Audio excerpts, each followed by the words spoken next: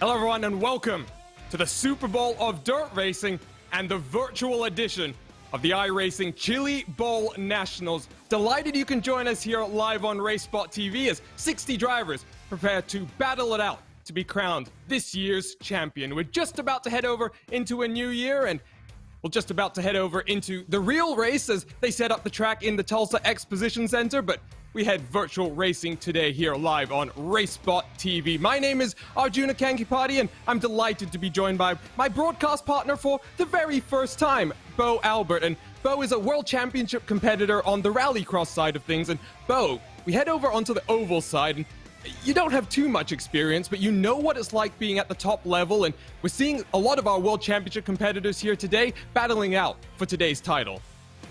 No, absolutely. There's going to be so much pressure on these drivers. They've come a long way to even get into this event, and now they're here, 60 of the absolute best, fighting it out over what should be a bunch of heats, and of course, trying to get into that all-important A-main. The pressure on the drivers here tonight is massive. This is the grand, event for all of Dirt Oval. This is the one every single driver here tonight wants their name on that winner's trophy. Just a reminder, by the way, Istvan Ballo and TrackCams22.com providing all of our TV cameras for today's broadcast with live timing available at RaceSpot.tv/timing. And let's take a look then at our vehicle for today's action, Bo, because, well, this dirt midget machine is a bit of a monster. I took it out for a spin earlier this weekend. Well, I found myself pointing the wrong direction and on my roof as well. You can take a look at that power to weight ratio, 2.5, and just 400 horsepower, but it's such a light machine that it's so violent to try and control. Oh, absolutely. The second you get in this car, if you decide to put your foot right down to the floor, you're going to get a wheelie. Such is the power, such is the ferocity of this car. It is more than welcome to throw you around if you step even a second out of line. It's going to be an exciting one. I'm interested to see how the drivers put up with this car, because the fact is, this is a car you can run on the low line, you can run on the middle line, the high line. This is a car that invites overtaking, so what we're going to see tonight is these drivers ragging this car around for all it's worth. And well, a hot talking point during the iRacing Rallycross World Championship was track resets, and we're going to have a number of those today in the format. Let's take a look at our event format, because we've got practice underway right now, and qualifying just about to get started. We'll get a track reset just before qualifying, as well as a reset in the warm-up session before our A-main, and one final reset in that A-main session. And you lines, Bo, and over the course of these multiple races that we're going to see, the lines are going to evolve, and drivers are going to have to keep on top of that to get out to the top of this field. Absolutely. Of course, when you're on a fresh track and it's just been reset, you're going to notice that the drivers can be a bit more open with what they're willing to use. They can use the low line, they can use the middle line or the high line, whatever seems to be fastest, for their car, for their driving style, and maybe even for their setup as well. But as that track wears down, as the dirt is flicked off the track, with the car sliding across the surface and the tires spinning and kicking the dirt up into the air, eventually your options are going to become more and more limited, and you're going to see drivers, being forced onto the high line, the middle line, where perhaps their car wasn't set up, perhaps where the drivers aren't even comfortable as well, because we all know when it comes to Dirt Oval, driving on the top of the racetrack right up against the wall is not an easy thing to do. It's a talent that only a few drivers have. And a talent I seemingly don't have either, and that's why I'm up here in the comms booth. You might have a bit more talent, Bo, but we'll see how it works out for the drivers. So let's talk about the format finally then. We're going to have 6 heat races, 8 laps in length, and 18 drivers in total advance straight to our A-main. And well, then we've got a smorgasbord of racing. It's not the total alphabet soup that you see in the real world, but a lot of racing to go. And from that E-main all the way through to the B-main, we'll finally advance 2 drivers into the main event, and 55 laps with cautions laps not counting will take us to the end of our iRacing special event season. It's the journey that started on the high banks of Daytona, and finally we head indoors for the final race. And Bo, we've just had the first glimpse of the 2021 iRacing special event schedule. It's such a great aspect of the service. You've got so many different forms of racing, always got competition no matter your skill level, and the special event calendar allows drivers of all different types from around the world to battle it out in so many different disciplines out on track. Absolutely, of course, with the iRacing platform, you can race 24/7 every single day of the week, but you've got these special events. They're just a little bit extra special, if you will, and it's the ones that all the drivers want to win. It's the Daytona 24 hours, the Sebring 12 hours. You've got the likes of the Chili Bowl as well.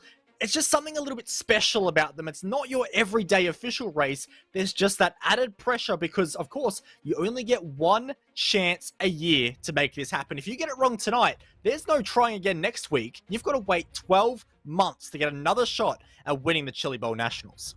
And not just 12 months, but you've got to go through the week of trials. 60 drivers have made their way into this main race, as it were, on a Saturday evening. But we've had over 550 drivers competing through the week, trying to get championship points to get up into this final super session. Qualifying then underway. 3 minutes on the clock and just 2 laps for all of our drivers. And, well, when it's such a short lap here, we're not going to really have such an opportunity to take a look at the cars on track, but we'll get the lap times as they come in. We've got a number of World Championship drivers on the dirt oval side of things. And, well, Blake Majulis at the top of the list, the number 1 car in the session, as it were, right now. One of our previous late model champions. He's one name to keep an eye out, but we wait for more times to come to the board. And, well, qualifying for this race is actually quite important because it's going to determine your starting positions in the heat races. And ultimately, that sets up the rest of your night.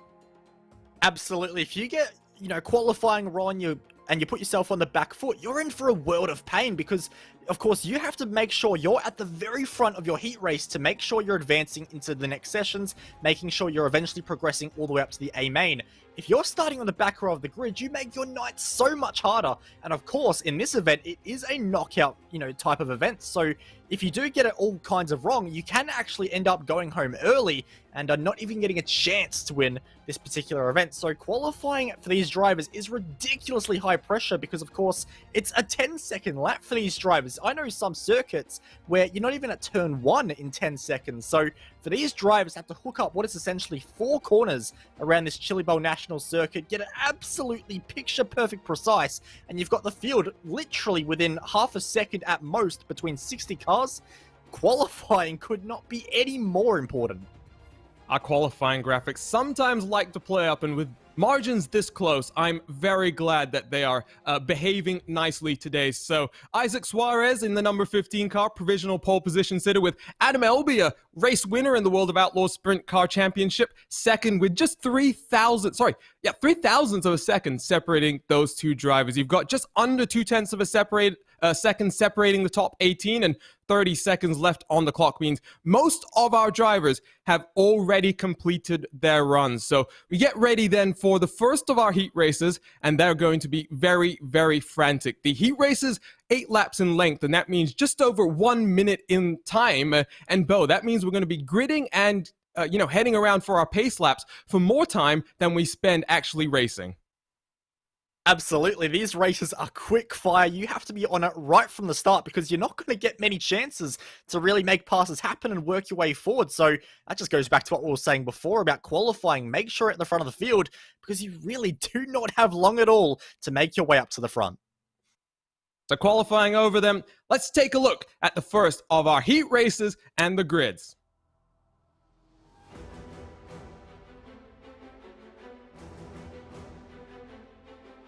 So it's going to be Isaac Suarez who lines up on the inside of row number 1, but he's got Adam Elby, a World Championship driver, on his outside.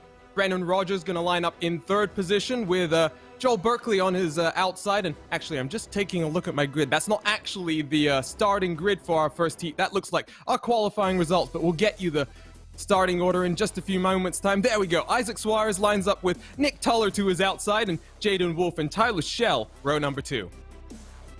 Row number 3, it's Michael Kaiser and Trey Osborne with Bruce Jones and Cole DeMint in 7th and 8th.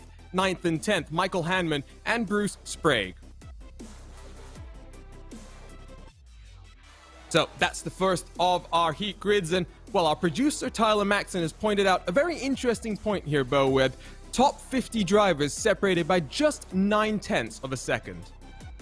Pretty incredible, isn't it, having so many cars and separated by just that margin of 0.9 of a second. This field is the best of the best. Of course, there was a big process to even get into this event. and only the best 60 from all the previous runnings of this event throughout the week have actually made it into this session. So, you know, it shouldn't be too much of a surprise, really, that we've come to this event, we've got the best 60 around now, and we literally do have a gap where it's 9/10 between 50 cars. Well, there's already a bit of drama on the opening laps here with the number 23, Trey Osborne, getting caught out on the outside, but no harm, no foul, and the opening heat race will get underway in just a few moments' time. The iRacing pace truck is going to pull down onto pit lane. He'll leave the field in control of Isaac Suarez, who will start the first heat in the 2020 iRacing Chili Bowl Nationals. We go racing, and side by side, all ready for second place. Top 3 drivers transfer, so they can't afford to scrap it out too hard, as the number 14 of Tyler Schell works now to the inside of Jaden Wolf. Oh, slight contact as they work down the back straightaway. The 14 tries to throw the slide job. Nothing doing just yet, and he finally able to get the move done. But Bo, this is going on for a while, and they're opening the door for the drivers behind. Absolutely, you don't want to fight too hard because you're just going to bring the drivers behind even closer, and that's going to hurt you as well, because right now there's 2 drivers fighting for that all-important 3rd position. You don't want any more than 2 drivers, or else things get messy very, very quickly. But at the moment, 3rd place, Tyler Schnell doing a great job and just beginning to open the margin a little bit now to Nick Tuller in the 37 car, so great effort there. Just needs to hold on to that position for a few more laps. Suarez and Wolf out front have got a very comfortable lead, so it's all about Schell and Tuller for that final transfer spot, but the 14's got a pretty comfortable grasp on it right now as we work the final few laps in our opening heat race here. The number 37 car not able to get that close just yet. We'll come around in just a few moments' time to take the white flag lap as the number 37 continues to apply the pressure. Absolutely, plenty of pressure being applied at the moment. Can see him actually, Bo, there, getting a little bit of a wheelie on there as well. Yeah, no, these cars have plenty of power, so if you just clip the inside berm just a little bit, the front of the car will flick up and throw you around. As a very close run across the finish there, but Tyler Schnell did end up getting that all-important 3rd spot and the transfer. So top 3 transfer then, and we get ready to line it up for the second of our heat races. These are going to come very quick fire. So Suarez, Wolf, Schell, the 3 transfers, and Tuller, Kaiser, Osborne, the top of the drivers heading into our consolation races. Let's take a look then at the starting grid for our second heat race, and Adam Elby, the Sprint Car World Championship driver, is going to start on the inside of row number 1 with Sabin Bybant on his outside. Row number 2 is Anthony Lupini and Dustin Griffiths, with Cody Gray and Justin Stoltz on the 3rd row of the grid. 7th and 8th position is JD Laird and Dustin Beck, and the final row of the grid today is Thomas Hufford and Patrick Rizzo Jr. So an action-packed heat number 1, and heat number 2 is probably going to be more of the same. And Bo, I mentioned it very early on, you can't afford to battle too hard here if you see, you know, the top 2 drivers maybe running away here, because transfer spots are what matters. Exactly. There's no point, you know, fighting for a position that you don't necessarily have to. If you're within that top 3 and you have the opportunity to just sit behind, ride around for the 8 laps, make it a real boring race for yourself, that's actually the best thing to do at this early stage. Just book yourself a ticket into the final showdown. That's all you need to do. You don't have to do anything spectacular, nothing crazy. Just get that top 3 finish. Of course, if you're 4th place and you see the 3rd place car right in front, hey, absolutely start battling away and see what you can make happen. So we go racing then for heat number 2. Adam Elby on the inside punches the throttle and takes us to the green flag, but already side by side for 2nd and 3rd, and they're going 3 wide in the background for 5th, 6th, and 7th. They get up on the inside, and big crash and multiple cars flipping over, and that's going to let the top 3 run away here, Bo. Absolutely. Justin Stoltz was one of those drivers involved. One of them went hard into the catch fence. But these drivers really fighting as JD Laird has contact now with Dustin Beck, who has to go cutting right across the inside of the circuit there. Very lucky to rejoin without too much of an issue. But what that has done has allowed your top 3 to just break away just a little bit more, exactly what they needed to do. And for JD Laird now in 4th place, he has a lot of margin to try and close up to try and get that transfer spot. So Elby, Bybant, Lupini, the top 3, and they are currently sitting in the Catsburg transfer spots. It's Laird, Hufford, and Stoltz, the 3 cars trying to chase them down, and we've already got a few cars that have had to take to the pit lane, and they'll reset and hope for more luck in the consolation races then. Working lap number 6 out of 8, you see Lupini is in that 3rd and final transfer spot. We don't get a good look at the gap, but it's about half a straight as you see a good shot there of the 2 cars as they funnel around for what will be the penultimate time as we work lap number 7 out of 8. LB has controlled this race, and he's won in this World Championship before. His team owner, Kevin Swindell, has won the Chili Bowl before, and the number 4 car will be hoping to do the same here in the virtual edition. So LB, Bybin, and Lupini are 3 transfers as that wraps up heat number 2. First time, Bo, that we saw big contact in that race, and that might be something that we have to look for in the A main as well. So just something to keep an eye out for is cars flipping over and contact being made. Well, absolutely. We said it a little bit earlier. These races are short. The winning time in that particular race was under 90 seconds. So these races go by quick. So if you are starting down the order in, let's say, 5th or 6th place, you have to make moves happen fast. And I think what we just saw there was a driver just trying to make something happen right from the green flag, and didn't quite pay off this time. So heat number 3, almost halfway done with our heat races. As Brennan Rogers in the 12 car is going to line up on the inside of row number 1. Logan Rumsey on his outside. JD Brown then in the 3rd position with Carson Hochfert on the outside. Row number 3, Jacob Crawford and Aidan Grindy, and Matthew Howard and Jordan Campbell will be row number 4. Final row of the grid, Stephen Smith and Jake Brooks for another 10-car heat races. We whittled down the 60 cars to the 20 that will take the grid for the A main. One more heat to go, and it's looking like so far, Bo, the track hasn't evolved so much, but I'm taking a look at the track state right now. By the time we get to our 6th and final heat race, that track is going to be slicking up very much. Absolutely, and already in that last race, you could just see the drivers moving a little bit away from the berm on the inside. They were just moving it a bit higher, trying to carry more momentum and get themselves off the slick on the inside, where that midget, of course, it's a very light car, it gets thrown around so much.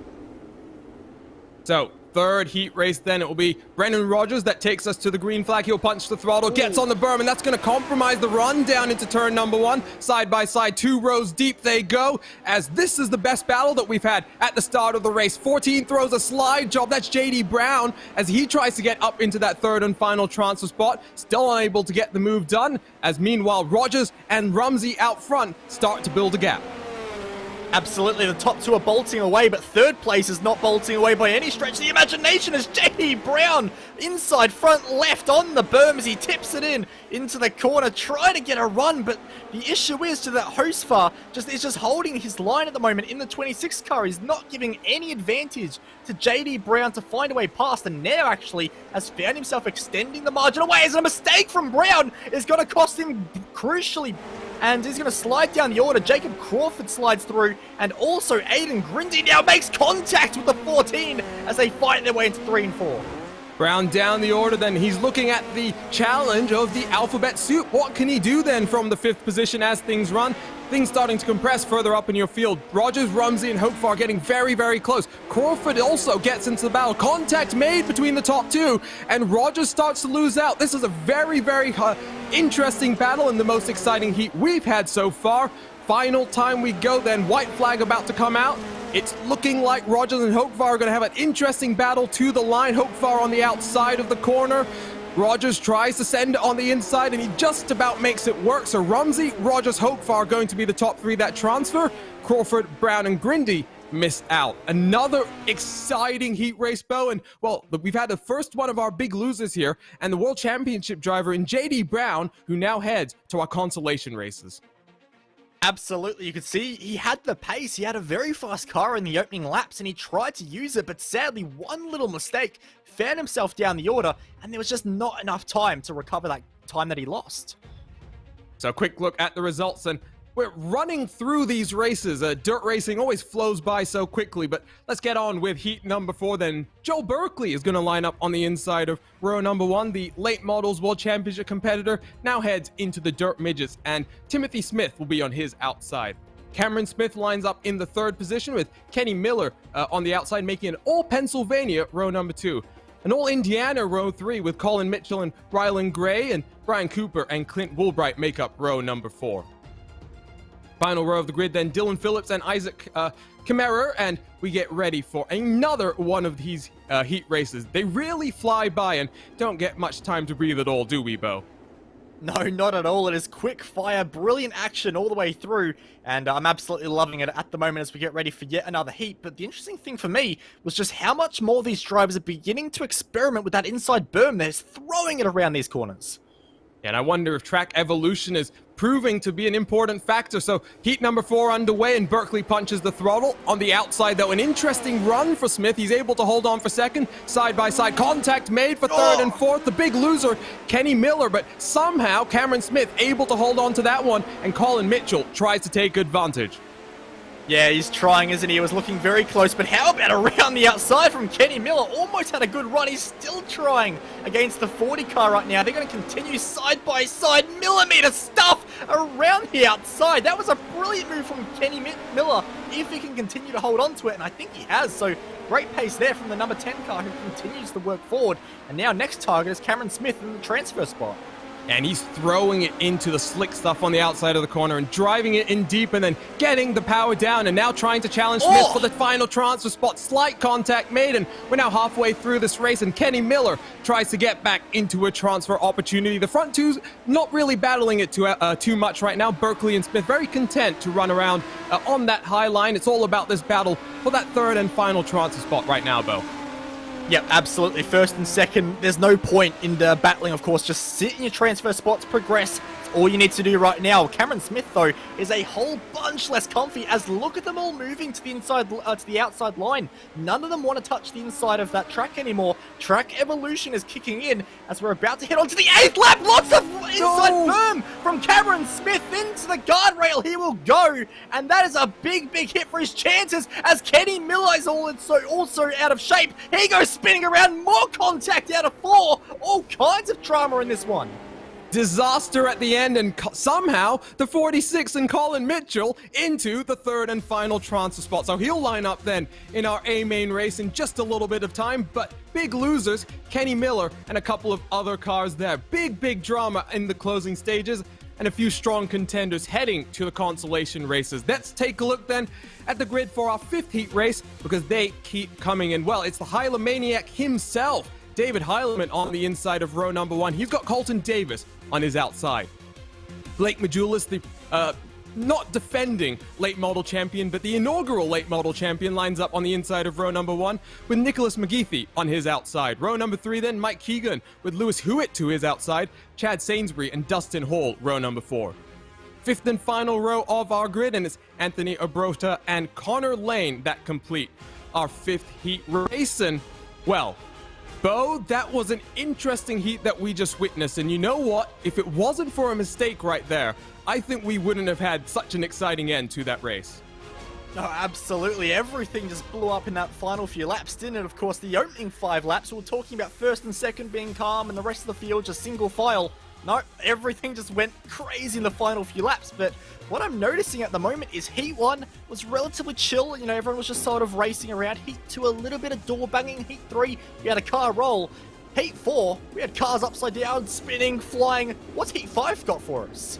What's Heat 6 going to be like at that trend as well? You bring up a very good point there. One point I just wanted to bring up as well. If you notice, the car numbers on the cars are slightly different. Well, blame the drivers. They've got custom numbers on their car. Slightly confusing for us up here in the commentary booth as well. Blake Majulis running the number 1 car in the session, but his car itself runs the 127. But it's David Heileman on the inside, and the challenge already from Colton Davis, who's going to shoot it to the outside, try and send it through the dirt, and he's going to challenge then for the race lead. Blake Majulis doesn't have too much competition behind. It's all about the front 3 runners then as we complete lap number 2 here, Bo. Absolutely, but look at the difference in the racing lines at the moment. The 2 up front are going for totally different lines around this circuit. Now, finally, David Holman decides to switch it up and go to the outside, but by doing that, he's opened up the door for Blake Majulis to slide up the inside, maybe get a move. A little bit of wheel contact, but that's just what dirt midget racing is. It's hard, it's fast, it's aggressive, and at the moment, for 3rd spot, these guys don't need to fight. All 3 of them are going through, but they're just battling and chopping and changing positions wherever they can. And also a car in the background there, that was Nicholas McGarvey, who actually just got into the outside wall a little bit, held onto the car itself, but did lose 1 spot. Somehow they managed to hold 3 wide on a number of occasions. Colton Davis takes the race lead, but it's David Heileman and Blake Majulis who continue to scrap it out. Oh, almost contact between the Hylomaniac and Davis there, but somehow Heileman able to avoid, and we work lap number 6 out of 8. All 3 of these cars scrapping in effect for track position in our grid. Blake Majulis to the inside, Heileman into the outside wall, and he's going to lose out. Mike Keegan around the outside, and Heileman has to now fight back here, Bo. Yeah, I don't know why he was really fighting so hard in the top 3. You just don't need to do that. And by doing this on the final lap, it's the checkered flag. In just a few moments' time, he's going to be out. He's going to be outside of the transfer spot, and he is going to be going through the consolations as Mike Keegan is going to steal that transfer away. The more late race drama as the Hylomaniac, our USAC sprint car champion, misses out then in our heat races, and we get ready for our final heat race. Davis, Majulis, and Keegan advance, and the likes of Hylomaniac going to the consolations. James Tiernan then on the pole position for our 6th and final heat race with Brian Antonio on his outside. Ryan Winter lines up on the inside of row number 2, Charles Streeter on his outside. Row number 3 is Mike Molnar with another World Championship driver, Tyler Ducharme, who competes in both the sprint cars and the late models on his outside with TJ Scheim and Alfred Terra on row number 4. Final row of our heat races then is Ian Heibuck and John Bajorquez, but Bajorquez doesn't appear to take to the grid, so just 9 cars out there on track as we roll for one more heat race here, Bo, and just about to then get into our consolation races. One more opportunity for 3 drivers to get in to our A main race. Absolutely, and with one driver out, you've got a 33% chance of making it through, but with the aggression these drivers are playing at in these last few races, I don't like those odds at all. It's going to be punchy, it's going to be aggressive, and we are going to see the green flag in just a few moments' time as the iRacing pace truck will pull off, as we're already wheel bagging before we even go green. Look at this, the mind games by the number 98 car as we get underway, and contact for 2nd and 3rd as well. Yeah, that was the Tyler Ducharme making contact, and more contact for Ducharme, and he's going to go over. Ducharme heads straight to the consolation races then, so one more world champion is going to have to fight his way through, and it's Tiernan, Antonio, and Molnar, the 3 cars right now in a transfer spot. Winter tries to challenge Molnar, though the slide job not able to work out, and Bo, that is more drama here in our heat races, and just more talking points for us up here in the booth. Absolutely. I mean, the consolation races are as exciting enough as they already are, but we've got some big-name drivers having to fight their way through now. This is going to get punchy really quick because these drivers that have now just been eliminated, they've got one shot left to try and keep their hopes of winning the 2020 iRacing Chili Bowl alive, as at the moment, the 4th place driver of Ryan Winter is really fighting to try and get that transfer spot. Look at the angle as he throws it into the corner. Great to see these alternate lines once again. Winter sends it to the high line. Molnar not getting so much traction through the middle of the corner. Winter's now going to switch it back to the inside and gets the move done very, very nicely. That Molnar's going to fight it back, but contact made once again, and Winter is going to take full advantage there. Molnar's once again going to try to fight it back, but just a few laps to go. I think the high line for Winter is going to work out here. So Tiernan and Antonio not really having too much of a scrap, and with the white flag out in the air, it's just looking at Mike Molnar as he looks one more time through 3 and 4. Winter side by side, unable to get the move done, and it's going to be Winter in our 3rd and final transfer spot.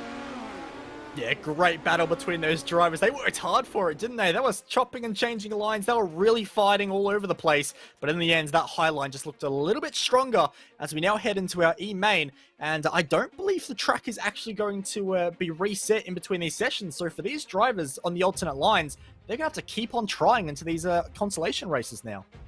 Yeah, and just remember, drivers in this race have to go all the way through the alphabet soup to make it back into the feature event. But Charles Streeter then lines up on the inside of row number 1 with Michael Heyman on his outside, Patrick Rizzo on the inside of row 2 with Jake Brooks on his outside. Row number 3, and it's Cameron Smith with Lewis Hewitt on his outside. Tyler Ducharme lines up in 7th with Bruce Sprague in 8th. Dustin Griffiths back in 9th position with Jordan Campbell in 10th.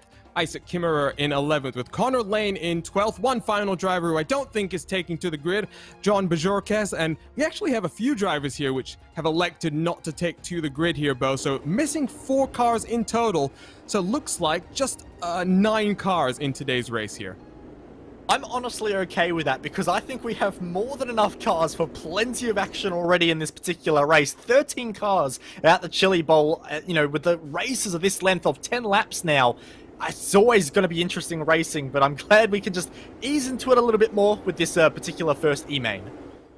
So pace truck gonna pull down to the safety of pit lane. Streeter in control, punches the throttle very, very early, and we're almost 4 wide on the exit of turn 4 as we scrap it out for 4 positions in the next one of our D main races. Side by side for 3rd and 4th. Contact made as Jake Brooks, who's going to go around, as more contact being made further out on in the background, as that looks like his, who is that in the background? Jordan Campbell having big issues and stranded now in the middle of the track. So big contact further back, but great battle here, Bo, up on screen. No, absolutely, as we can see another driver in the wall there as these drivers continue to scrap it out. But yeah, absolutely, Lewis Stewart right now looking up the inside of Jake Brooks. They continue to fight their way through on lap number 3. They've got 2 more laps to play with, but I don't think Lewis Stewart is going to care about those extra 2 laps because he's got the position. And of course, the important thing to note here as well is also the top 4 that will advance. So it's not just 3rd and 4th that is crucial. Also, the driver in 5th of Cameron Smith is fighting to try and get one of these drivers in front, and he almost had it right there. Couldn't quite make the move happen as they continue to work their way through. And remember, these drivers will start at the back of the D main race, so there's incentive to be higher up in the finishing order here. Smith looks to the inside then of Jake Brooks, side by side, and unfortunately there for Smith, he gets contact with the berm, and that checks him up and loses him out a whole heap of time, Bo. So 4 laps to go, and he's got a few more opportunities to try and make the move happen. Big wheelie there from Jake Brooks. Yeah, that's about how I drive a midget, I think, with too many wheels in the air and not enough on the ground, as Jake Brooks comes into all kinds of drama, as Cameron Smith, that's something I would do in rallycross there across the inside berm, getting airtime as well. He has got pace right now. He is flying in that number 35 midget at the moment, and up the inside, job done. I think he's got the exit speed as well. So a fantastic move from Cameron Smith in the transfer spot, trying to buy his way into the D main. And just an FYI for everyone following along, Tyler Duchamp is out of this race. He's alt F4'd and, well, to put it politely, he's rage quit from the races. He's taken damage that's hindered his hopes, and Duchamp out. So Streeter, Heyman, Hewitt, and Smith going to transfer to the D main, and that's going to be a lot of work for these drivers to do. But Duchamp and Griffiths, 2 World Championship drivers getting eliminated. Let's take a look at the grid then for the next of our heat races. Take actually a quick look at the race results, and now we take a look at the D main grid, and it's Matthew Howard rather on the inside. Brian Cooper lines up on the outside of row number 2, Anthony Abrota on the inside of row 2 with Ian Haybook on his outside. Cole DeMint on the inside of row number 3 with the number 43 and Dustin Beck on his outside. Stephen Smith lines up on the inside of row 4. He'll have the number 55 Dylan Phillips next to him. Chad Saintsbury lines up in 9th position, and then we've got the top 4 in our previous race. Charles Streeter, Michael Heyman, Lewis Hewitt, and Cameron Smith complete our D main grid as we work towards the B main that will send 2 drivers up in to our main event race. Gonna be a tricky one, isn't it? Especially for those drivers that are a bit further down the order that, of course, came through the E main. That's a lot of cars to pass in not a long amount of time. You've got 12 laps in this race, so just a couple more than we had in the previous race. But these drivers are going to be passing near enough 1 driver every single lap. Yeah, not much time at all, Bo. And the other challenge is going to be the fact that there's some quick drivers at the back that want to get to the front, right? And you know this better than anyone. That sometimes poses its own issues as faster drivers try to make their way through on what they perceive as slower drivers. But Matthew Howard punches the throttle, takes us to the green flag, and we work in the D main race. 4 racers going to progress up into the next main race. But look at that carnage further back. Too wide. You see the cars banging and bumping, and cars already off in the background. Cars going over, and more cars over in that shot that you see right there. So in total, Bo, 3 cars flipping over. Absolutely, and a lot of them were drivers that did not transfer from the E-main, so those drivers that did transfer, they've just got some free positions. There's more drivers off the road now, as this is a very chaotic. Charles Streeter goes bouncing into the wall on the outside there, and Lewis Hewitt gets promoted into 4th place already from 12th on the grid. What a start he has had! And look at him sending that car into the corner. So the battle for that final transfer spot is between Hewitt and Streeter, 2 cars that advanced from the E-main races. Hewitt now tries to get to work on Cole DeMint in front, almost banging wheels. He makes it to the inside, but he's going to mount that inside and loses in total almost 3 positions. He's now going to watch. Oh no, more contact. Hewitt gets more contact with the 41, and big drama here, Bo, is Lewis Hewitt to the rear of the field. Oh, and Lewis Hewitt's just hit the wall extremely hard. I can guarantee he is going to be out of this particular event as we look at Cameron Smith and Michael Hammond at the moment fighting for 6th and 5th place as Smith clips the inside berm up and over into the Armco. Who do we have left? It's last man standing. Yeah, this is like a Royal Rumble match if Paul Smith was up here in the commentary booth. That's Charles Streeter all the way from the rear of the field fighting for 2nd place, currently right behind Brian Cooper. Slight contact made, and Streeter is going to inherit 2nd position, but here comes Dustin Beck to the inside. Top 4 as they run right now. Matthew Howard, Dustin Beck, as Charles Streeter has just had an issue, and he drops into 3rd position. Battle for the 4th and final transfer spot as well. Brian Cooper feels the challenge from Michael Heyman behind. Oh, he does, and he feels the contact too. He gets fed into the outside wall, and Michael Hammond is going to take that spot away on the 10th lap. We got still 3 more times around this circuit to make it happen. That is a long way back now for Brian Cooper to come back from. I think, touch wood, we might have our top 4 locked. The white flag in the air, final time for the D main race. It's the battle between Dustin Beck and Charles Streeter that we focus on. Streeter gets very, very sideways through the corner, but we finish this race, and it's going to be Matthew Howard, Dustin Beck, Charles Streeter, and Michael Heyman that promote themselves up into the C main race. We'll have a couple more laps added into that one as well, so 14 laps of racing next time around, and take a look at our starting grid for our second to last consolation race.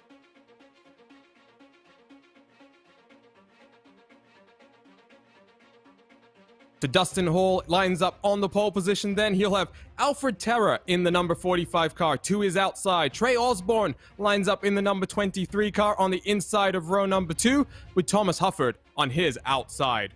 Row number 3 then, Aidan Grindy lines up in the number 30. He'll have Clint Woolbright on his outside with Nicholas McKeithy and TJ Scrime on row number 4. Bruce Jones and Justin Stoltz on the edge of the top 10 with Matthew Howard, Dustin Beck, Charles Streeter, and Michael Heyman, 11th through 14th. The 4 cars that we just saw getting promoted up into this race. So we work through some live technical difficulties. There you can see the starting grid, not for this race, but for another race. And we get underway with the cars rolling behind the pace truck and get ready for our second to last heat race. So we'll get 4 drivers from this race promoted up into the B main, and 16 laps after that, we'll have 2 drivers advancing into the main show itself. Dustin Hall then prepares to take us to the green flag as the pace truck dives onto the safety of pit road, leaves the field in control of the number 16, who punches the throttle very early and leaves Terra in the grasps of Trey Osborne side by side through turns number 1 and 2 as they go side by side, almost 3 deep for 5th, 6th, and 7th in the background here, Bo. Yeah, they are. Look at that. You can see the 57 in the middle there, just a little bit slower, and everyone was passing him on the outside, inside. Now he's getting spun around. It's going all kinds of wrong for the 57, and what it ends up in is TJ Skyme sadly ends up rotating his midget. He is dumped to the back of the order as Bruce Jones is now fighting with Justin Stolz up to the front of the order as well. But crucially, your top 4 or so have just broken away a little bit, and that's what they need to do. It's the top 4 that advance in the next 14 laps. And at the moment, Aidan Grindy is holding onto that spot, but not anymore. Matthew Howard with plenty of pace on the inside. Yeah, but it's this battle right behind that I'm taking a look at. Alpha Terra has been dropping through the field. Justin Stoltz has just made his way past after starting in 10th position, so they fight for 5th position. Contact made between the 2 of them. That's Terra that gets sent into the wall, but it's Stoltz that has the more dramatic of spins. More contact being made as well as they go 3-4 wide. Oh no, that's a terrible disaster. So top 4 as they run. Let's focus in on that. Dustin Hall, Trey Osborne, Matthew Howard, and Aidan Grindy. Not much of a challenge right now for them, Bo. They've just got to get through the next half of this race safely. Absolutely. You can see 4th place Aidan Grindy has a big margin behind, but the rest of the drivers on this track that aren't fighting for a transfer still don't have a margin. They're still fighting for everything they're worth. You can see some great battles happening on track at the moment as we look at Dustin Hall with the driver of Trey Osborne on the inside, just trying to find a way past. Can't quite do it. And the 11 in the background of Matthew Howard lurking as well. But these racing lines they're taking, they're definitely changing every heat race now. Just a few heat races ago, we saw the outside being favoured. Now the inside's favoured. It's goodbye, Dustin Hall. You're going to get sent to the outside wall. Hall's fortunately, Bo, still in third position, so he'll at least make it up into the B main if everything's managing to hold on here. But you talk about these different lines as we have just a couple of laps here left to work. Once we get into the A main race, everything gets reset and we have to go back to that, very clean track. So all of these drivers that are, getting experience with the lines right now, this is not necessarily helping them for the beginning of that main race. If anything, it's going to hurt you because you're going to be too used to a worn track and then suddenly getting thrown onto a fresh track all of a sudden. It's a big change in driving style. You've got to adapt quickly as the top 4 come across the line to secure their spots into the B main. Couple more laps to go, actually, Bo. We add a couple of laps every time we add a race here, as it were. So 16 laps in our final B main. These cars have to work their way through traffic, and that's causing contact between the front two. That's not going to change the finishing order as they run. So Trey Osborne is going to come across the line in the first position with Matthew Howard in second. Dustin Hall and Aiden Grindy, the 2 other cars that are going to advance into our final consolation race before we get the 20 drivers that will compete for the iRacing 2020 Chili Bowl Nationals. And, well, Bo, it's been a very, very quick night so far. We're just 45 minutes into this right now, and one more race to go before we get to those 55 laps that determine it all. It's quick fire, isn't it? These races just continue to hunt down. All the heat races are done. We're into our very last consolation race now. So for these drivers, this is the final chance to make your way into the final, get yourself into the big show, and there's going to be a lot of pressure riding on this particular race. 16 laps in this one, but from what I can tell, only 2 drivers find their way through. Only 2 drivers indeed, so it's going to be Nick Tuller who takes us to the green flag with JD Laird on his outside. Jacob Crawford lines up on the inside of row number 2 with Kenny Miller on his outside. The Hylemaniac starts back in 5th position with Mike Molnar on his outside. Michael Kaiser in 7th position with Cody Gray in 8th. JD Brown and Rylan Gray on the edge of the top 10 with Trey Osborne and Matthew Howard, row number 6. Final row of the grid then, Dustin Hall and Aiden Grindy. What can they do? Can they get up into the top 2? Because remember, only 2 drivers will advance into the main race here. And well, Bo, I think this is going to be an interesting dynamic. You've got the likes of David Heilemann back there in 5th. He's only got a couple of laps here to get up to the front of that field and make something happen. He does. There's not many laps to try and make passes happen, but if anyone can, he's got the experience, he's got the speed, he's got the talent to make his way through. But the drivers in front, Kenny Miller, Jacob Crawford, JD Laird, Nick Tuller, they're not pushovers. These are not drivers that you can just walk over, even if you are Mr. David Heilman. He's going to have to work very hard for this, and I'm interested to see what he does. So here we go then, final heat race, and Heilemann already getting caught out, contact made, and more contact. Heilemann almost facing in the wrong direction, somehow manages to get through that because Aiden Grindy faces in the wrong direction. This is a crazy start to our final heat races. They go almost 5 wide on the exit of turn number 2. Heilemann drives it deep into the corner, contact made, and contact with the 11 machine, and Heilemann is done. Yeah, there's no coming back from that. He's a long way down the order, so that's a disaster there as we've got more contact as well. More cars almost going around. These drivers, they know it's the last chance. They're doing everything they can. Matthew Howard, good night. It is game over for you, as also I think that was the other driver of Trey Osborne going around as well. Dustin Hall now finds himself in the wall. We've got contact between Grindy and Gray as well. These drivers are leaving nothing to chance. And this is all for like 10th position. These are for the positions that no one will remember come tomorrow morning. Let's turn our attention back out front because there's a good scrap for that second and final transfer position. Kenny Miller side by side with JD Laird. Miller goes to the high line as Laird works the inside. Side by side they go. It's all going to be about this track state right now, Bo, because you're seeing multiple lines and you see number of cars coming up from behind as well as Tuller starts to feel the pressure.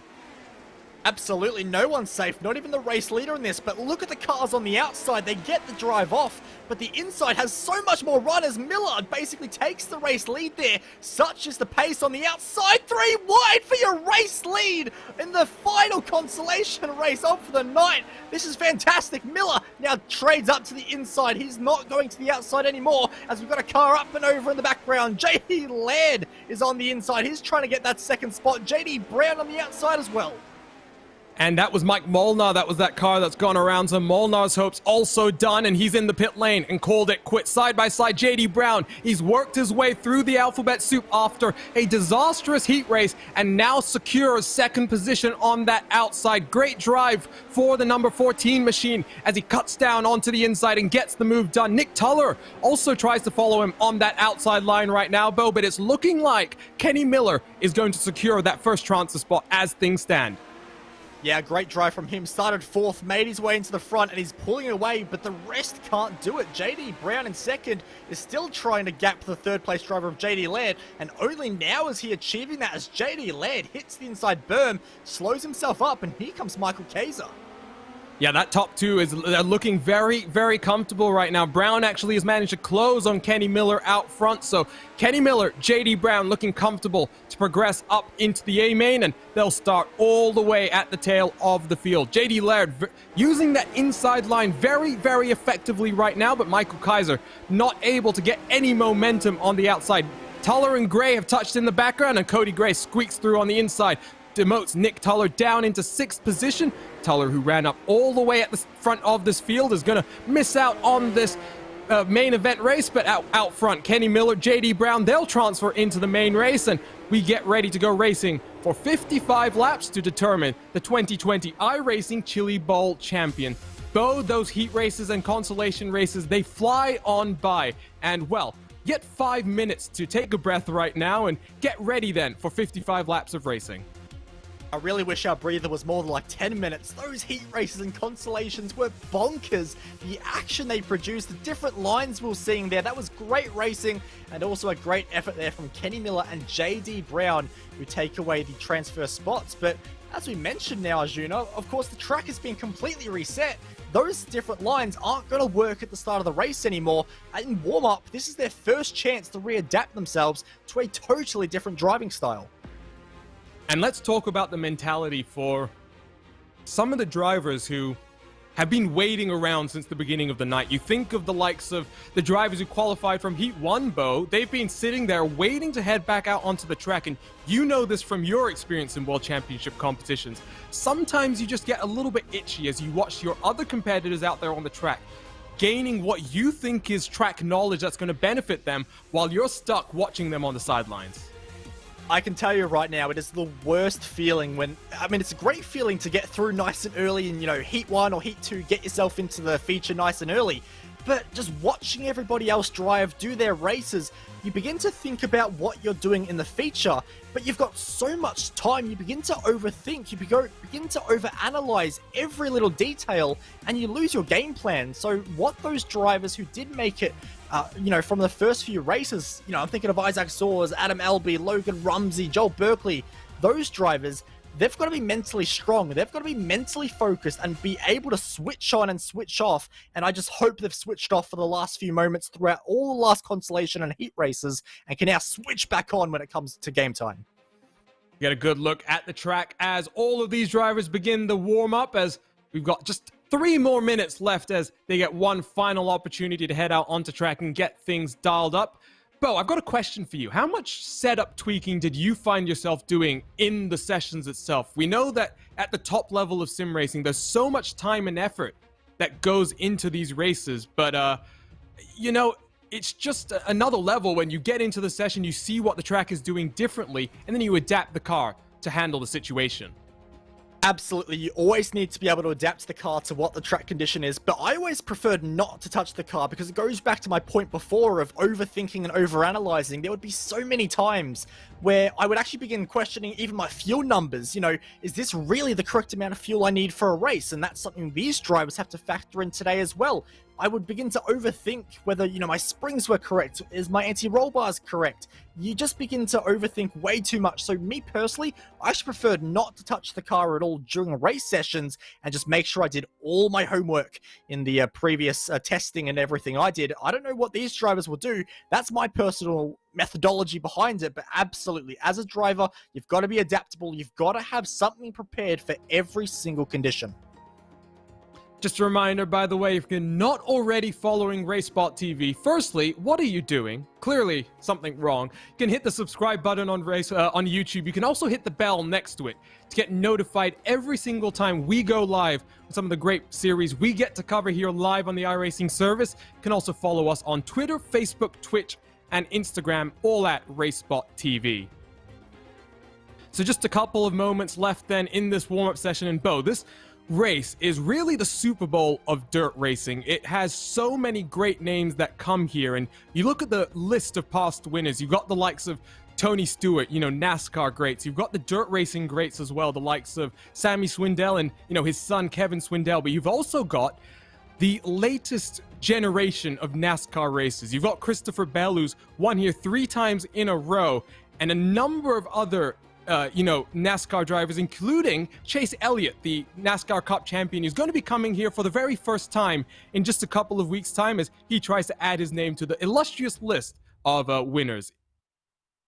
I really think you've summed it up perfectly there. At the end of the day, the Chili Bowl is the who's who when it comes to dirt oval racing. This is the big one. This is the cherry on top. This is the Daytona 500 of dirt oval racing. And, we've got drivers, in this server right here, right now, who will come from a sprint car background. This isn't a sprint car. We've got late model drivers. This is not a late model. They all jump into a midget for one reason only, and that is to win the Chili Bowl Nationals. There's no other purpose they're here tonight but for that victory. Second place, forget about it. Third place, not even for a second do they consider that. Every single driver, all 20 of them into this race in just a few moments' time, that trophy is what they're after.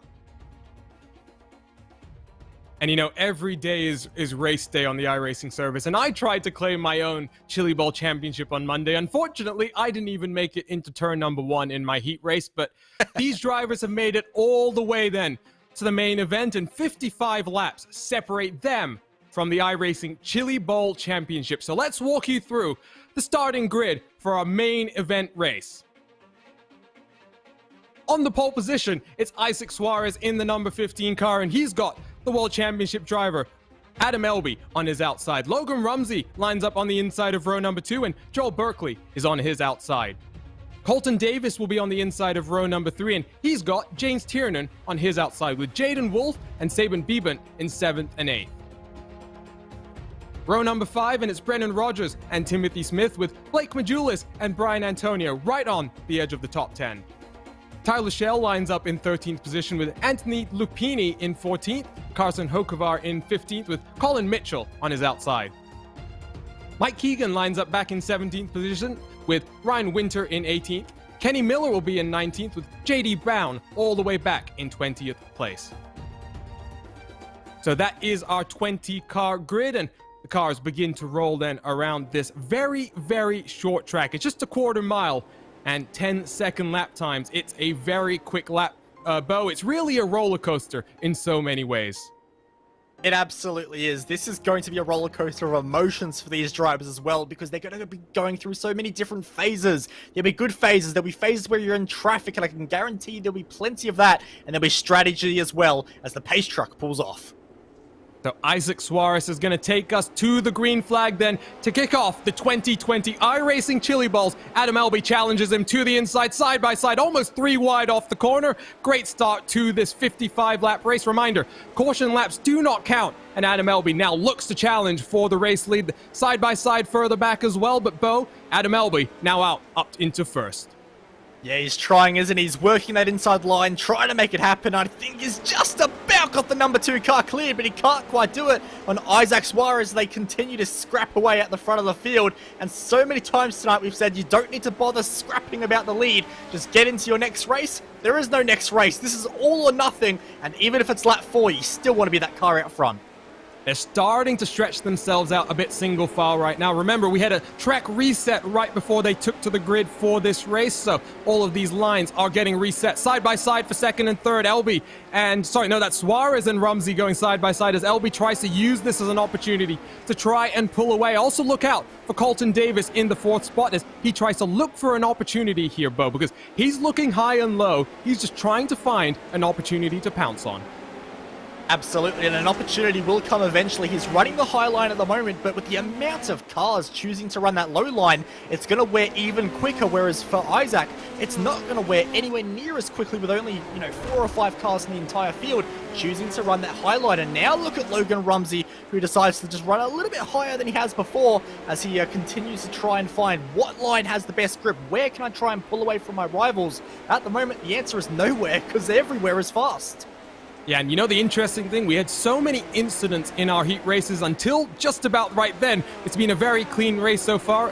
Ryan Winter and Mike Keegan getting involved in a little bit of a tussle. Yellow flag not out, so we work lap number 10 then, still under green flag. Logan Rumsey, Adam Elby, Colton Davis, and Isaac Suarez battling it out for the third and final podium position.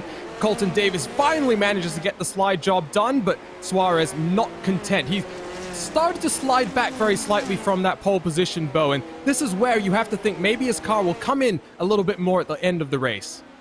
Absolutely, this track is going to go through so many different phases of fresh and worn and different lines.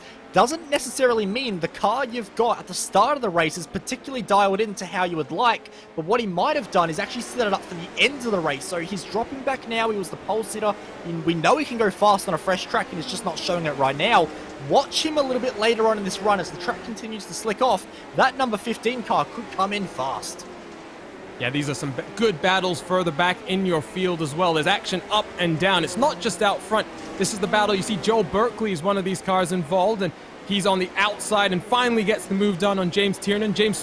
Isaac Suarez now feels a bit of pressure as we get the first of our caution flags 15 laps into this race, and Jaden Wolf appears to be the culprit. Let's see if we can get the RaceSpotTV replay up, but that was a nice little green flag run, and for the first time then, we slow things down and get ready to reset our running order. Yeah, absolutely, but I'm sure one driver that's not so happy about that caution is Logan Rumsey, who had a great 1 second lead. He was doing a great job, but you already saw that racing line just slowly beginning to move up to that higher line, so it didn't take long at all for this track to just begin developing with 20 cars. Of course, in our heat races, we only had 10 cars, 12 cars and some other heat races. All of a sudden, this track wears a lot quicker as we've got a replay up on screen.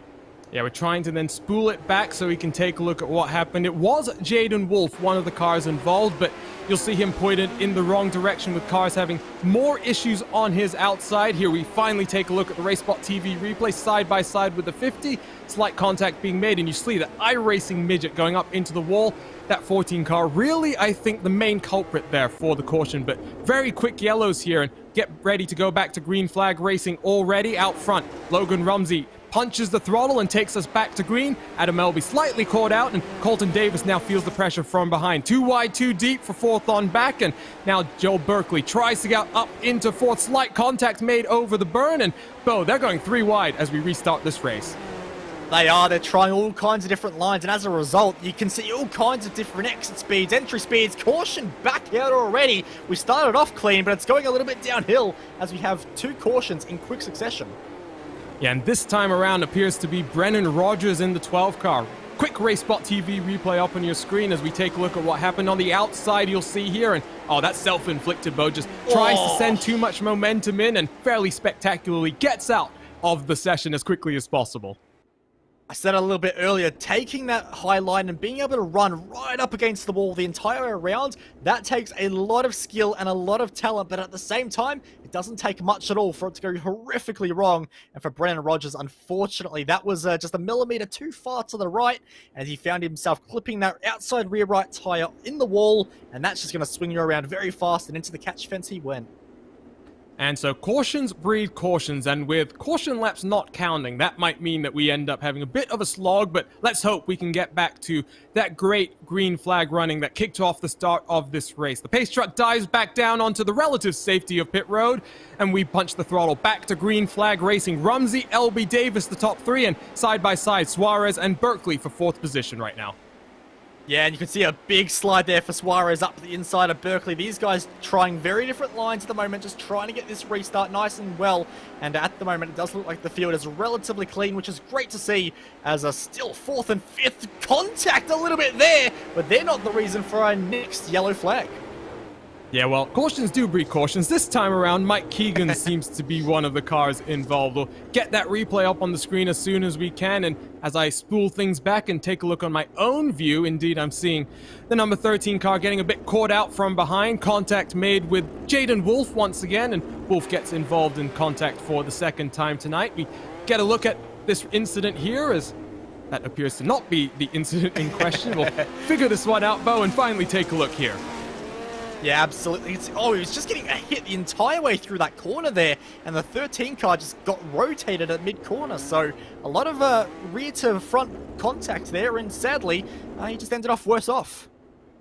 So, 3 quickie cautions, and let's see if we can get back to some normal order. 2 World Championship drivers out front, Logan Rumsey and Adam Elby. They've got Colton Davis in 3rd position. Blake Majulis hasn't really made an impression on this race just yet. Starting on the edge of the top 10, he still runs out there in 8th position. So back to green flag racing once again we go.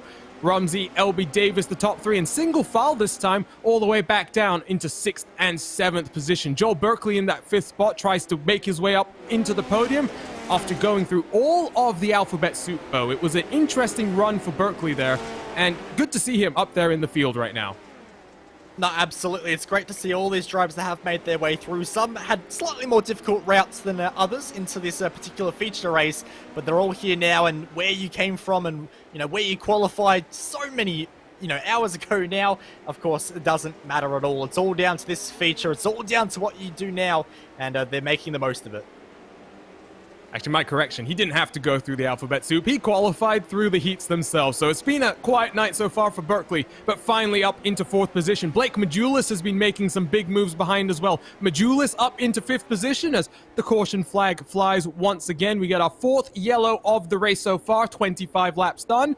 And this time around, it's Kenny Miller in the number 10 car. We take a look at the quickie RaceSpotTV replay, and you'll see here, Bo, just like contact, I think, and he's going to get around. Yeah, hopefully not for Kenny Miller, but I've got the worst feeling as he comes through. Just seeing what happens here is running very close to the car in front. You can see the car in front just running a lot slower on the apex.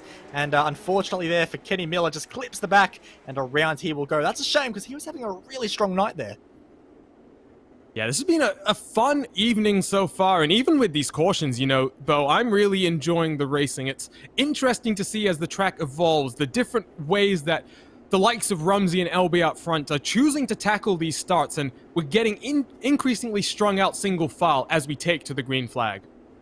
Yeah, I think these drivers, they just want to get racing as well. Of course, the pressure and the thought process that goes into, restarting one of these cars. Of course, there's a lot of strategy, in particular for Logan Rumsey, who puts his foot down now, trying to restart this race and build a gap immediately, which he hasn't quite been able to do. But there's a lot of thought that goes into it. So these drivers would much rather just get racing and get the laps done and see what they can make of it as they work their way through for the first caution flag free lap in quite a while. In quite a while indeed. Isaac Suarez, our pole position sitter, is all the way back now in 6th spot, so he's been dropping through the order and now feels the pressure from Simon Bibbant behind, so that's a battle for 6th on back. Blake Majulis has made his way up into 5th spot and now tries to make work. I was talking about the limited impression he'd made on the race so far, Bo, but you see him there at the back of the shot. He's lurking, and a previous World Championship winner, he knows exactly what it takes here at the top level of sim racing. Oh, absolutely. There's still 26 long laps to go, so there's still plenty of time up the sleeve of all these drivers. Nonetheless, Blake Majulis, who continues to work hard against the back of Joel Berkeley at the moment. They're both running the tighter line at the moment, and eventually that line is going to wear out all kinds of fast, and they'll be in a world of pain. But some drivers have made up a ridiculous amount of spots. I'm looking at JD Brown in 11th place right now. He's gained 9 spots in this race, so these drivers making the most of it.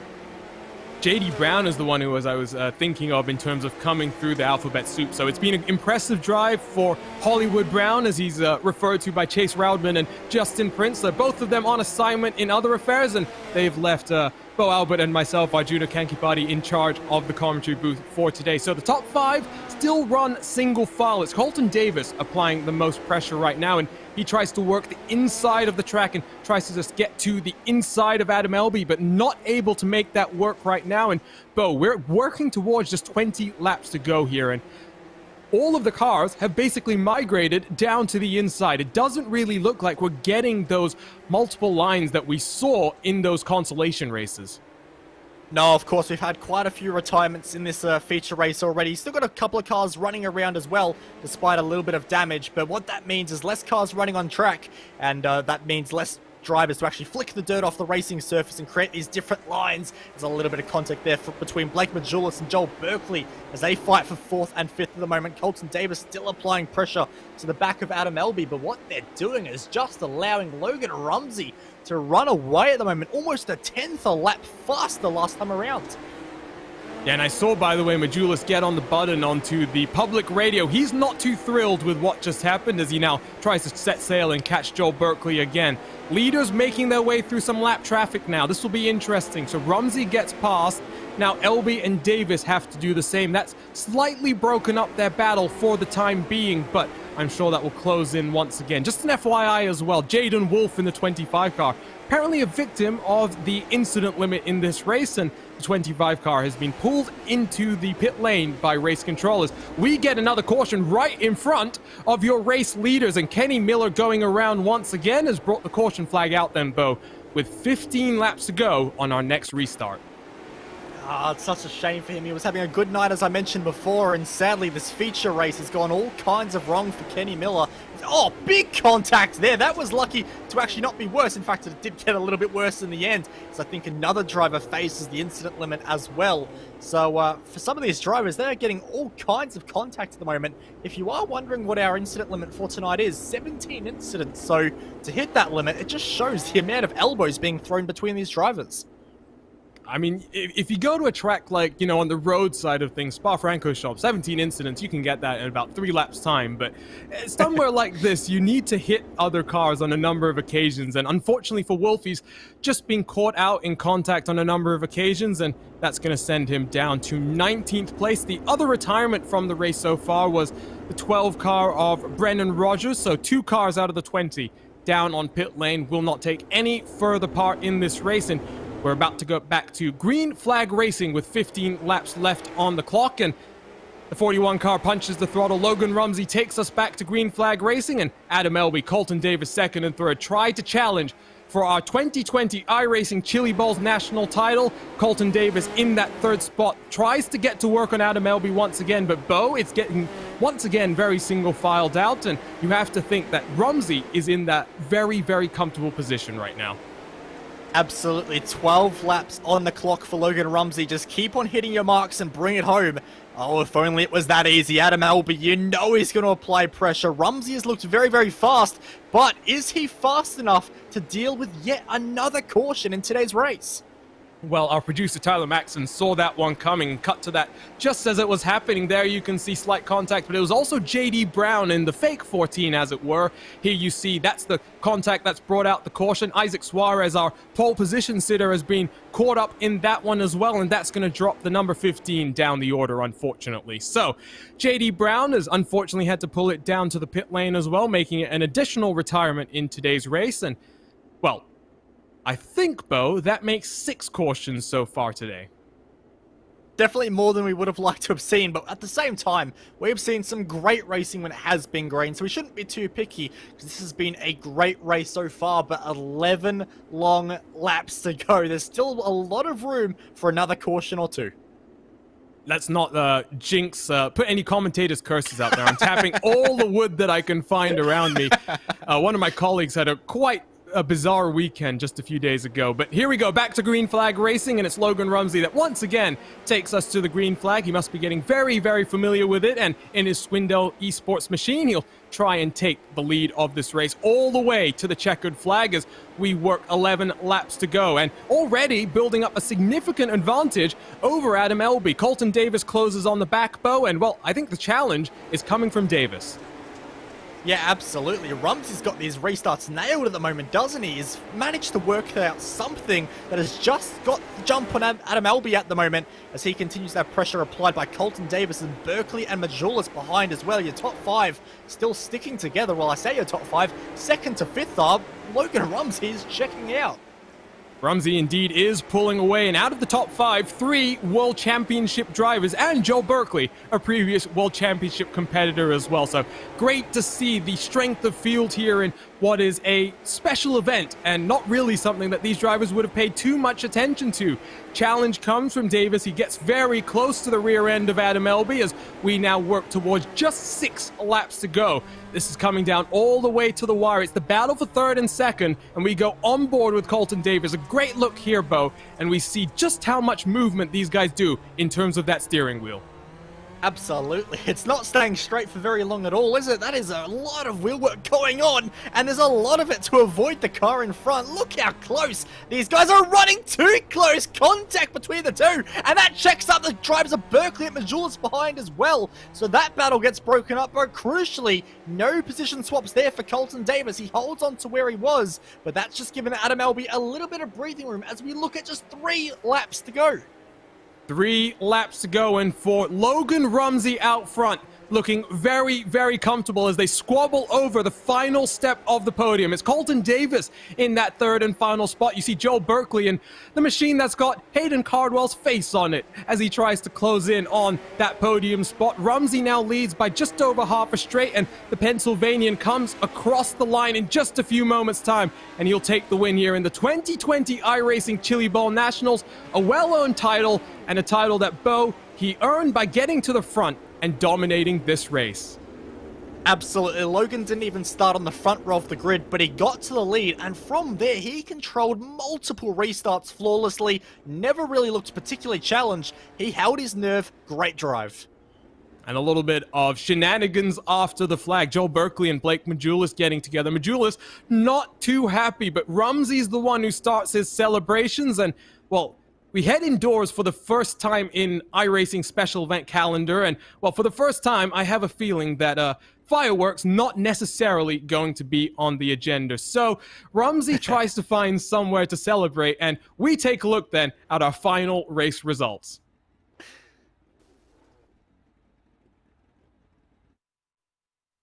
And so after 55 laps, Logan Rumsey takes home the win here at the Tulsa Expo Center, and it's Adam Elby and Colton Davis that round off the podium. Fantastic drive for Rumsey, who takes the win by over 1 second. Joe Berkeley recovers up into 4th position with Blake Majulis in 5th. James Tiernan comes home in 6th place with Brian Antonio in 7th. Tyler Schell comes home in 8th with Sabin Biben in 9th, and Mike Keegan rounds out the top 10. Timothy Smith comes home in 11th position with our pole position winner all the way down in 12th spot. Not what Isaac Suarez would have wanted after taking the pole position and winning heat number 1. 13th place goes to Carson Hoekvar with Kenny Miller in multiple incidents coming home 1 lap down.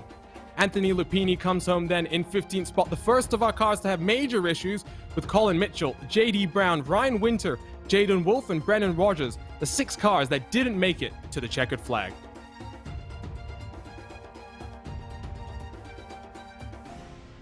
So that was a very, very quick 80 minutes that went on by, and, well, 2020 and the iRacing special event calendar is now complete. The journey that started all the way at the high banks of Daytona in January has made its way to Tulsa and the indoors track that makes the Super Bowl of Dirt such a special place. And Bo, that was a great way for us to round off what was an incredible year for iRacing in 2020. It had everything, didn't it? Including a lot of things we never thought possible did iRacing in 2020. It was a great year, and the special events provided plenty of moments in their own, and absolutely the Chili Bowl Nationals and that grandstand finish we had there with just 11 laps to go on the restart. Brilliant way to cap it all off. And you know what? I am very excited to say, because I didn't necessarily expect this, that we actually have some post-race interviews, and our producer is getting the shots lined up. And let's drag in for the first of our podium interviews, the race winner, Logan Rumsey. And Logan, that was a spectacular drive. You got out to the front of the field and then controlled the entire race. Talk to us about your emotions about winning this Chili Bowl race and about closing off 2020 in just about the best way possible. Yeah, it's pretty cool. I didn't qualify too good, so winning a heat race was pretty crucial to starting up front, and track goes to the bottom pretty quick, so I just had to get to the lead as quick as possible. And I feel pretty good at Chili Bowl most times, and we just got it done. Well, this was a special event, so this wasn't necessarily something that I'm sure you would have spent too much time focusing on because you're a world championship competitor. You've got other things to focus your attention on. Was this something that you and your team at Swindell Speed Lab really focused on, or was this something that you kind of came out here, had a bit of fun, and really tried to just, close off the year in a bit of style? Yeah, we didn't test or anything. We just ran the prelim nights and then came out tonight. And last question before I let you go. Talk to us about that format. I think it's a very interesting way to do this event. You've got Monday through Friday opportunities for everybody to get out onto track and experience what the Chili Bowl is like. And then we take the top 60 drivers over those 5 days and put them together into this main event. It produced some great racing, and I'm hoping that next year when we have a few more of these special events that was announced by iRacing, we continue this format such that we get these great events on a Saturday night. Yeah, it's pretty cool. You can see who's fast, and you get to run all the prelim nights and all like that. Well, Logan, thanks for joining us. Congrats on the win. And before we let you go, anyone from the team that you need to shout out? Yeah, Slick Sim Sport, Swindell Speed Lab, Bryco Motorsports, 600cc Performance, and you guys are broadcasting. So that was your race winner in 2020 iRacing Chili Bowls national champion, Logan Rumsey. And, well, now Bo Albert is standing by with Adam Elby, who finished in second. Absolutely, I've got Adam Elby here with me, and of course qualified second and would finish second in the feature. I hate to ask it, but being runner-up, did you feel you had anything for Rumsey tonight, Adam? If I was able to keep him behind me, I definitely think we would have been able to do that, especially when the track goes down the bottom. But then, being, the second car, you're just kind of trying not to run the same line as him, trying to find something different. But he definitely had a really good pace, so good win to him. Like I said, though, if we stayed out front, I tried the middle one time, and he blew by me. So after that, it was pretty much game over, so good win to him. Of course, the track changes so quickly in a lap that is only 10 seconds long at the best of times. Just how much are you actually able to prepare before one of these events for a worn track and all those differing lines? Yeah, I mean, you could prepare as much as you need to, especially on this platform. For how many laps we've turned since this place has came out, Chili Bowl is obviously one of the biggest races we got in dirt track racing. So once it first came out, all of us grinded a lot of laps, but after that, it's just kind of, what's going to happen. Everybody's got their setups, and it's just about executing really. And that's, we did what we could do and came up one spot short. It's always a tough thing to come up one short. It's not the best ideal situation for you. But of course, I've got to ask, will you be back for 2021 to try and just get that one spot higher next time around? Yeah, absolutely. I'd say second place isn't too shabby. Earlier in the week, we were on the prelim nights, and I led 50 or 45 laps in one of them, and somebody said something about the last time I won a race has been a while. And then, of course, 2 laps later, I hit the wall and wrecked. So it's definitely nice to be able to come back and, get on the second step of the podium. But I'll definitely be back next year. It's the Chili Bowl. It's the biggest race of the year, and one of close to the biggest races in motorsports that we really have. So it's definitely something you don't want to miss out on. Well, it's fantastic to hear you'll be back for yet another year, Adam. But of course, before I let you go, is there anybody you need to thank from the team or sponsors? Yeah, I gotta thank my guys over at Swindell Speed Lab, and Slick Sim Sport. They give me good setups and make my job a whole lot easier. I'm not real good with dialing stuff in anymore, especially with on here. So they make that job easier for me. I also gotta thank our partners, K1 Race Gear, Racing Electronics, Bell Helmets, Bear Archery, and then iRacing and you guys for coming together and putting this on, and everybody who watches. It's fun to have a platform to do this on, so can't thank everybody enough, and hopes everybody has a Merry Christmas. Well, thank you very much, Adam, and a big Merry Christmas to you as well. Arjuna, I'll hand it back over to you as you've got our last of our podium finishers. Yeah, so that was Adam Elby, who came home then in second, another World Championship competitor, and we get the opportunity to talk to the third but final step of the podium, and Colton Davis, who put up a very, very good challenge in what is a very, very good-looking number 27 dirt midget. And Colton, there were a number of occasions there where it looked like you were the one who was most likely to get by Adam Elby and then try and challenge Logan Rumsey for the win. Unfortunately, it didn't necessarily go that way, but it was still a great race, and I'm sure a podium is still something you want to celebrate.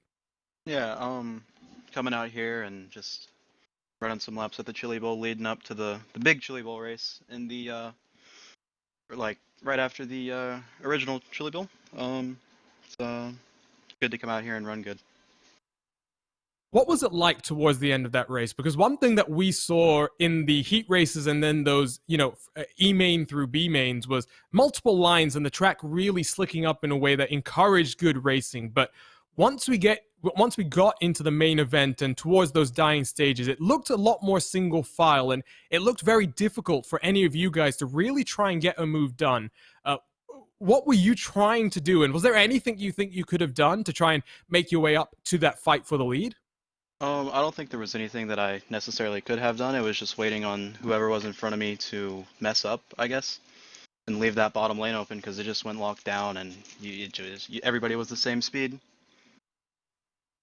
And, well, this is a great event to close off 2020, Colton. What's it looking like for you and your team in 2021? I believe you're part of Slick Sim Sport, and it's been a great year for you guys in so many different World Championship competitions. What do you think 2021 is going to hold? We still have the World of Outlaws NOS Energy Drink Sprint Car Championship that's going on, and, we've got a lot more World Championships in the pipeline for next year.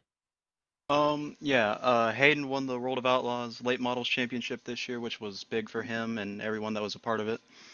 And then right now I'm in the Sprint Car Series, and we're in 11th in points, and we're looking good. We qualify well every week, run about 10th in the feature, and it's just a good overall night. I haven't been doing the start stuff for a while once I dropped out of Coke, but it's just good to finally compete again and pursue something that I enjoy.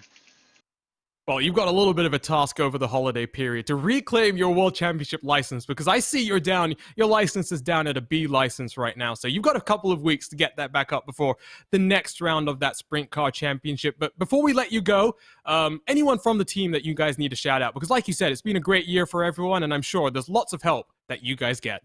Yeah, first off, I have to thank JD Laird for that beautiful car that you mentioned earlier. And I got to thank NX and Slick and all their partners in SimuCube and Swindell Speed Lab. Well, a quick correction. You're going to get right back to action with the World Championship Series on Monday. So good luck in that, and happy holidays, and we'll see you hopefully then in 2021.